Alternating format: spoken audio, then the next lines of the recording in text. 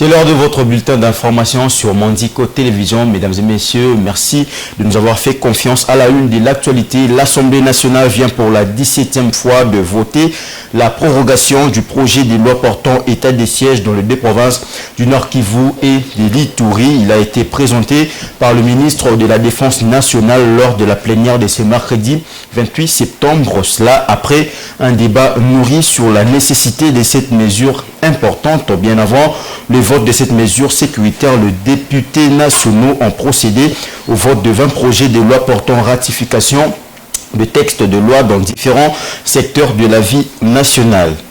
À la une également, le professeur d'université et institut supérieur seront très bientôt satisfaits. Le gouvernement de la République est prêt à répondre favorablement à leurs revendications. C'est l'une des résolutions prises à l'issue de la réunion du comité des conjonctures économiques. Cette réunion s'est tenue le mercredi à la primature sous la présidence du Premier ministre Jean-Michel Sama Lukonde. Le détail dans nos prochaines éditions.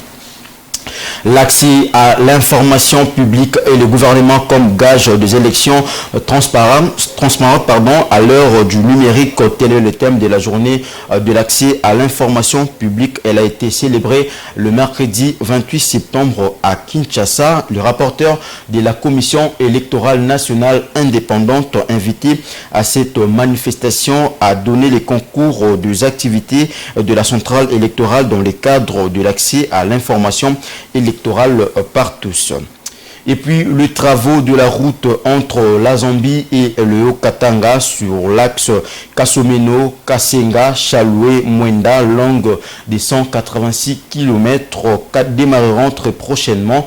Ils seront exécutés par la société GED Africa. La délégation de cette société et les partenaires financiers engagés dans la construction de cet ouvrage ont donné des assurances au Premier ministre quant à la concrétisation de ces projets. Ils ont été conduits auprès du chef du gouvernement par le ministre des Infrastructures, Travaux publics, Alexis Guissaro.